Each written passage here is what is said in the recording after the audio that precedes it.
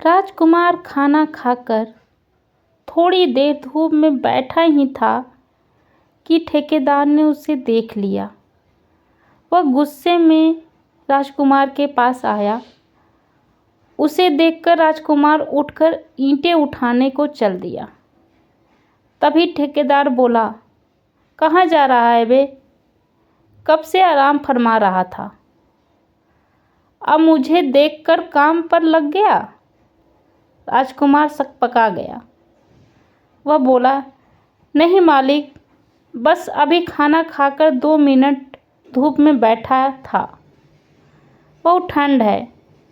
ठेकेदार ने उसे घूरते हुए कहा, अगर धूप ही सेकनी है तो घर जाकर सेक।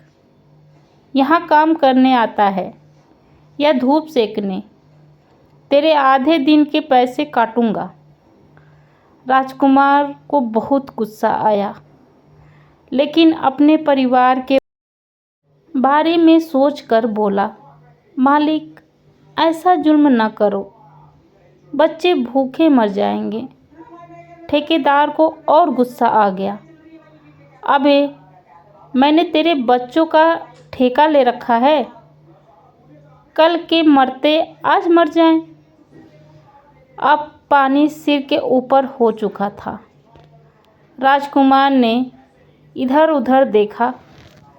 उसके साथ के सारे मजदूर अपने अपने काम में लगे थे, जैसे किसी ने कुछ सुना ही न हो। राजकुमार बोला, मेरे बच्चे के बारे में कुछ मत बोल, नहीं तो यही ईंट तेरे सिर पे मार दूंगा। चल, मैं काम नहीं करता, ला मेरा हिसाब कर, आधे दिन का पैसे दे। ठेकेदार बोला, अच्छा, मुझे धमकी देता है?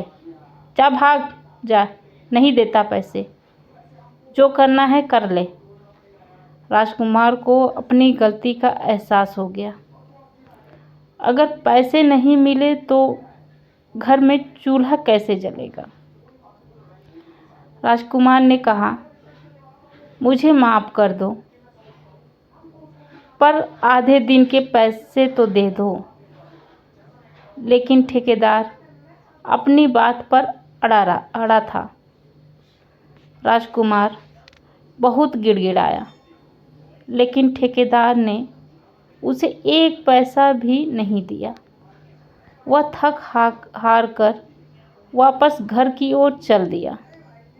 शहर के बाहर एक छोटी सी झोपड़ी में उसकी पत्नी लाजो और उसकी बेटी कंतो रहते थे। आज जब वह घर पहुंचा तो लाजो ने पूछा, क्या हुआ? बहुत परेशान हो? और कैसे इतनी जल्दी काम पे से कैसे आ गए? राजकुमार ने कुछ नहीं कहा। वह बस इतना बोला, काम खत्म हो गया, कल से कहीं और काम देखना पड़ेगा। वह बाहर पड़ी टूटी सी खाट को धूप में खिसकाकर लेट गया। पास ही में कंतो खेल रही थी। जब उसका ध्यान अपने पिता पर गया तो वो उनके पास आई। बापू, तुमने कहा था कल बाजार चलेंगे, आज मैं भी आपके साथ चलूँगी। यह सुनकर लाजो भी बाहर निकल आई। हाँ जी, आज जल्दी आ गए हो तो घर का राशन लेने चलते हैं। घर में कुछ भी नहीं है पकाने को। परसों सामान लाए थे, 2 दिन चल गया। राजकुमार सोच में पड़ गया। फिर वह बोला, मेरे पास पैसे नहीं हैं। ठेकेदार ने बेईमानी कर ली, मुझे आज पैसे ही नहीं दिए। लाजो सिर पकड़कर बैठ गई। हे भगवान, अब क्या करेंगे? कहाँ से खाना पकाऊंगी? हम तो रह लेंगे, लेकिन कंतो भूखी कैसे रहेगी। राजकुमार करवट लेकर लेट गया। उसके पास इस सवाल का कोई जवाब नहीं था। शाम होने लगी तो राजकुमार चारपाई को झोपड़ी के अंदर ले गया और एक पुराना सा कंबल ओढ़कर लेट गया। लाजो बाहर बैठी थी। कुछ देर बाद वह कंतो को घर का ध्यान रख यह बोलकर कही कि चल दी। पास ही में उसकी एक सहेली रहती थी। वह उसकी झोपड़ी के पास पहुंची तो वह बाहर ही मिल गई।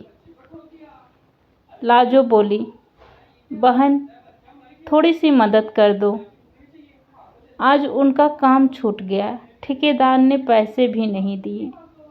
घर में खाने को कुछ नहीं है। बच्ची के लिए थोड़ा सा खाना दे दो। सरिता बोली, अरे बहन कोई बात नहीं, तुम राशन ले जाओ। जो जो सामान चाहिए ले जाओ, पका लेना और सब खा लेना। लाजो बोली, नहीं बहन, बस कंतों के लिए दे दो, हम तो भूखे भी रह लेंगे। सरिता बोली, बहन कब तक भूखे रहोगी। अब पता नहीं तेरे आदमी को काम कब मिले। उससे कह जरा दिमाग ठंडा रखे, नहीं तो रोज चूल्हा ठंडा रहेगा।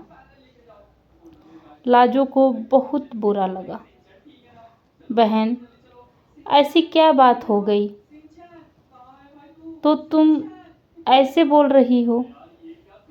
सरिता ने राशन का सामान एक थैले में डाला और थैला लाजो को पकड़ाते हुए बोली, बहन मैं तेरी सहेली हूँ, मेरी बात का बुरा मत मान। आज तेरे आदमी ने ठेकेदार से लड़ाई कर ली, उसे ईंट मारने की धमकी दी, तभी उसने उसे भगा दिया। मेरे आदमी ने बताया वहाँ काम खत्म नहीं हुआ है। लाजो वहीं बैठ गई। हे भगवान, अब क्या होगा। ये तो कह रहे थे काम खत्म हो गया। मैंने सोचा ठेकेदार सारे मजदूरों को कहीं और लगवा देगा। सरिता बोली, बहन हम गरीब लोग हैं, हमें तो सबकी सुननी पड़ती है। ठेकेदार मेरे आदमी को भी रोज गाली देता है, लेकिन सब सुनना पड़ता है। लाजो कुछ नहीं बोली, राशन लेकर सीधे घर आ गई। आज उसे अपने पति पर बहुत गुस्सा आ रहा था। उसने खाना बनाया और राजकुमार से कहा, चलो खाना खा लो। राजकुमार उठकर बैठ गया और बोला, राशन कहाँ से आया है। तू तो कह रही थी घर में कुछ नहीं है। लाजो को गुस्सा और तेज हो गया। वह बोली, भीख मांगकर लाई हूँ। तुम तो लोगों के ईंट मारो, मुझे तो अपनी बच्ची के लिए भीख मांगनी पड़ेगी। सरिता से मांगकर लाई हूँ। राजकुमार को भी गुस्सा आ गया। वह बोला, कोई मेरी बच्ची को मरने के लिए बोलेगा तो उसका सिर फाड़ दूंगा। लाजो ने यह सुना तो वह पूछने लगी कि क्या बात थी। राजकुमार ने सारी बात बताई तो वह बोली, चलो छोड़ो, कल किसी दूसरे ठेकेदार के पास जाकर काम की बात कर लेना। आज का काम तो चल गया, लेकिन कल क्या होगा। राजकुमार की आंखों से आंसू बह रहे थे। वह अपनी पत्नी लाचारी और गरीबी पर बहुत शर्मिंदा था। लाजो उसे समझा रही थी। राजकुमार बोला, हम गांव में कितने सुखी थे, सूखी रोटी मिलती थी, लेकिन पूरे गांव में इज्जत थी। यहाँ शहर में बेइज्जती भी है, मेहनत भी ज़्यादा करनी पड़ती है और पैसे भी कम मिलते हैं, ऊपर से महंगाई। लाजो बोली, मैं तो पहले ही कह रही थी, यहीं रहते हैं। आप ही को लग रही थी शहर में जाकर ज़्यादा पैसे कमा लेंगे। राजकुमार चुपचाप खाना खाकर सो गया। कंतो ने भी खाना खा लिया था, लेकिन लाजो के हल्क से एक निवाला भी नहीं उतरा था। अगले दिन राजकुमार ने काम ढूंढना शुरू किया, लेकिन कहीं भी काम नहीं मिला। वह शाम को घर आया तो पता लगा कंतो को तेज बुखार है। वह उसे डॉक्टर के पास भी नहीं ले जा सकता था। लाजो के पास कुछ पैसे थे तो केमिस्ट से बुखार की गोली ले आया और कंतो के सिर पर पट्टी रखता रहा। जैसे तैसे रात गुजरी। भूख से दोनों बेहाल थे। कंतो का बुखार उतर गया था, लेकिन वह बहुत कमज़ोर थी। राजकुमार सुबह उठकर उसी ठेकेदार के पास पहुंच गया और बोला, मालिक, मेरे से बहुत भूल हो गई, माफ़ कर दो, वापस काम पर रख लो। ठेकेदार बोला, नहीं भैया, कल तुझे गुस्सा आया और तूने ईंट मार दी तो मैं तो मर जाऊंगा। एक काम कर, मुनीम जी से अपने आधे दिन के पैसे ले जा और मेरा पीछा छोड़। राजकुमार पैसे लेकर घर आया। पैसे लाजो को दिए। लाजो कुछ सामान ले आई और कंतो के लिए थोड़ा सा दूध ले आई। राजकुमार बोला, लाजो, चल इन बचे पैसों से गांव चलते हैं। वहाँ इज्जत की 2 रोटी मिल ही जाती थी। कभी भूखे नहीं सोना पड़ा। यहाँ दिन रात मेहनत करके भी चूल्हा ठंडा पड़ा है। लाजो बोली, मैं भी आपसे यही कहना चाहती थी, अपना घर अपना ही होता है।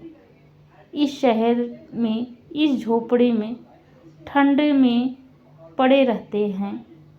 अब तो चूल्हा भी नहीं जल पा रहा है। चलो चलते हैं। सारा सामान बांधकर वे तीनों हमेशा के लिए गांव चल दिए। तो दोस्तों, गरीबी बहुत बुरी चीज़ होती है। प्लीज़ गरीबों की हेल्प करें। धन्यवाद।